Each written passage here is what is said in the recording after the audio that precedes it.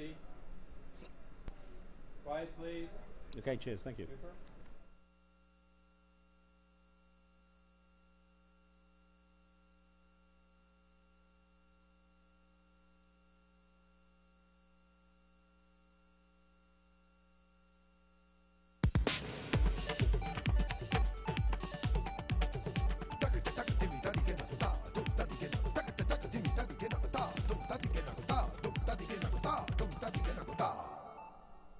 Hello and welcome. In the Horn of Africa, a country that was poor and destitute to begin with has been falling apart day by day.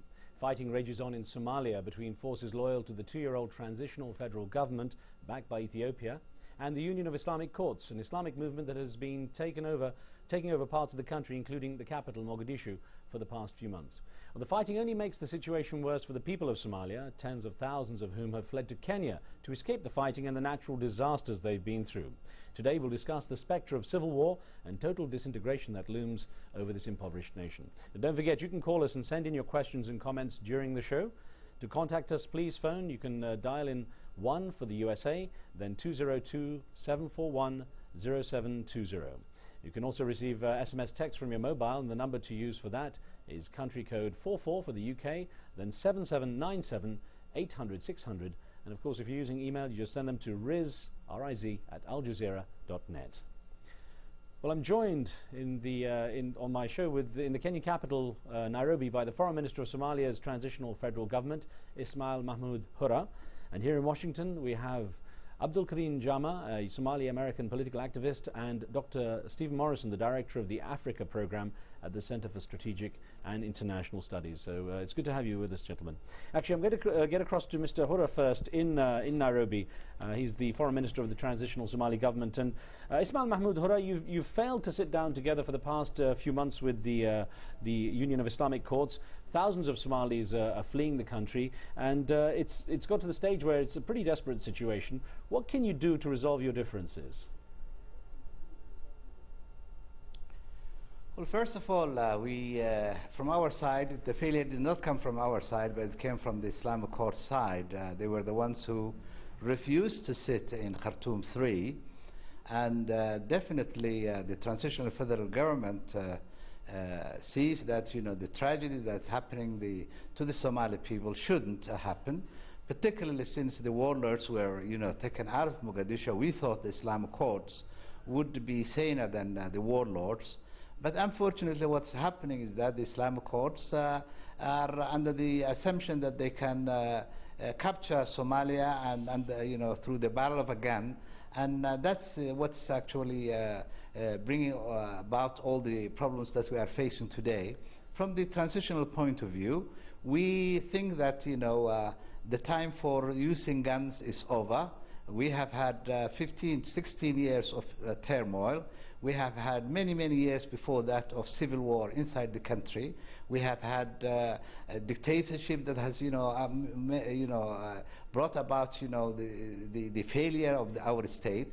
And it was time, we thought, that some of the people who were involved in the Islamic courts would listen to the voice of sanity and sit together with the transitional federal government and find out a solution to our problems. Well, sir, one thing you have is Ethiopian backing, and you're portrayed as being backed by the USA too. How much is this hurting your credibility and perhaps your ability to maintain full power in the country? No, it's neither hurting our credibility nor, our ability to convince the Somali people that the best way to bring about stability in Somalia is through dialogue and through a system of governance that enables the Somali people to accept governance. The Somali people rebelled against governance altogether because of the dictatorship and the totalitarian nature of a regime that brought about what's happening, what's in Somalia today. The Islamic courts themselves are pursuing the same principles of totalitarian concepts of governance, and our position is that Somali people should be given the chance to choose who they want to represent them in governance at the district level, at the regional level, and at the state level. The Somali people should be able to bring about the kind of governance they want, and nothing should be imposed upon them. it looks that the Islamic courts, people are pursuing a line of political thought that will not only bring about disaster in Somalia, but that can bring about, a lot of, turmoil in the region that we live in.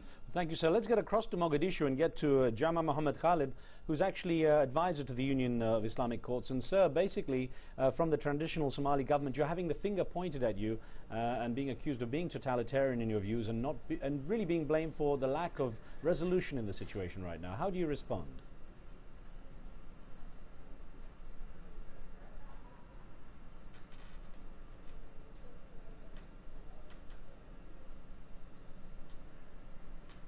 Okay, sir, I'm not sure if you heard that properly. Jama Mohammed Ghalib, I put to you the comments made by the Foreign Minister of the Transitional Somali Government. If you can hear me, basically you've been accused of being totalitarian in your views and your demands and being blamed for not being able to sit down at the table and resolve the differences. And I just wanted to get your response to this.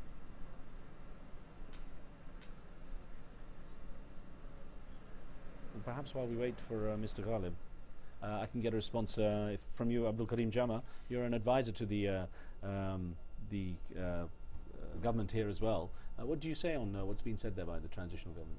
Well, actually, the most important piece of information that we need to press home is that Somalia needs peace and not war. And bringing Ethiopian troops into Somalia is not the way to peace. The Somali society, regardless of its affiliations, is very much against a new war after 15 years of war and suffering. It would have been good for the transitional federal government to build on the peace that was brought about in Somalia by the courts, and for the courts to not have this success get to their head and feel that they can rule everything by force. So negotiation is the way out, not a new war, and certainly putting Ethiopian troops into Somalia is not a solution. We should go back, all parties should go back to the Khartoum talks, and the international community should press that point home, the need for that. Before I get to our first caller who's in London, let me just get a comment from Dr. Stephen Morrison of the Center for Strategic and International Studies here. What is the U.S. perspective on this? What would the U.S. like to see happen here? Well, officially, the U.S. position, and I don't speak on behalf of the government, but the official position is embodied really in the action that the UN Security Council took recently through UN Security Council Resolution 1725, which was to call for negotiations between the transitional federal government and the international and the Islamist courts, the ICU, and for the installation of a regional peacekeeping and monitoring force under the auspices of the IGAD regional body, but sanctioned by the UN. They're looking for a negotiated settlement. They're looking for parties to walk back from war, and I think there's a recognition that we see a very rising prospect of an Ethiopian ICU war with dire humanitarian consequences and dire destabilizing consequences for the region. There's also, Washington has been very concerned about the evolving character of the ICU, which is very mixed. And there's a spectrum of opinion, I think, within the U.S. government itself about exactly what direction things are moving within the ICU leadership. Well, let's get a call in then. Ibrahim in London, thanks for waiting. Let's have your question, please. Yeah, my name is Ibrahim Murgor. I'm from Kenya, but I live in London. Okay. I would like to tell the Somali government in Baidoa that taking money from America will not give you anything. And also, the Islamic courts have the majority in Somalia. Why don't this government in Baidoa unite and the other parts, because they are the majority, and form a peaceful government, run Somalia in a peaceful way, then let everybody flock to Kenya. Kenya have so many Somalis there. We are brothers and sisters. Okay. And Ethiopia as well should keep off Somalia, because Ethiopia is taking money from America, and they've seen the history of America. Anywhere America is involved, there is always chaos. Yeah, Ibrahim, we want peace and stability. Let me get your question. Let me get your question to Ismail Mohammed Hurra, who's with the transitional Somali government. Mr. Hurra, I don't know if you're able to hear that, but basically, our caller Ibrahim was wondering what can be done. I mean, you said that you didn't agree with the Islamic court's desires, but what can you do to break the deadlock that would allow you to sit down And what can you do for the people fleeing to Ethiopia to at least not lose your countrymen out as refugees? Well, definitely, first of all, I would like to correct some of the misconceptions. The transitional federal government has put together a national stability and security and stabilization plan in which the Council of Ministers debated and then moved it to the Parliament, and the Parliament debated and adopted it. And in that plan, it calls for two things.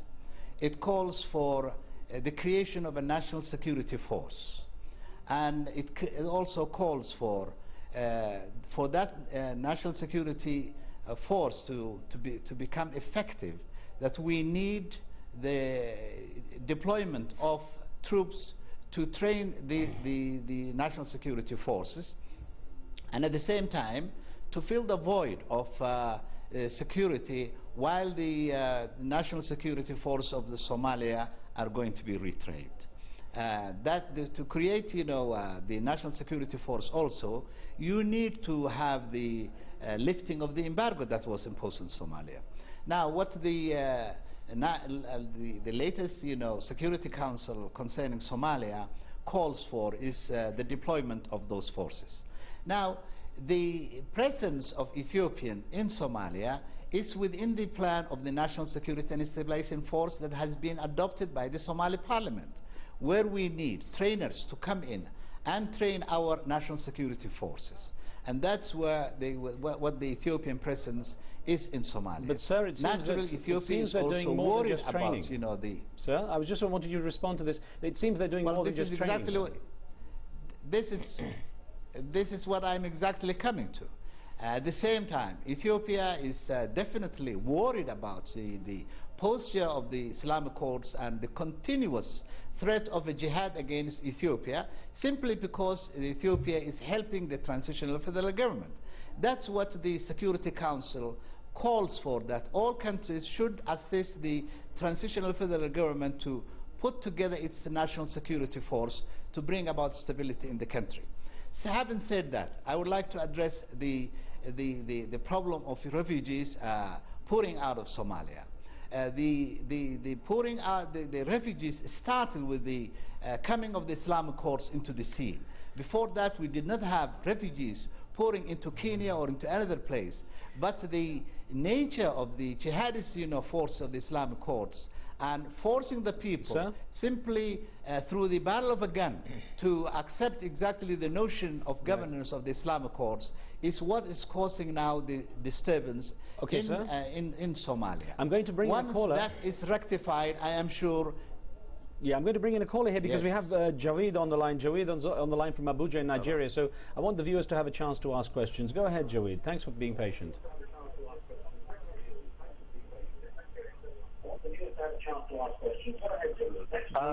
My question is to the Prime Minister. I'm just trying to find out from the Prime Minister that these Islamic courts, from a point of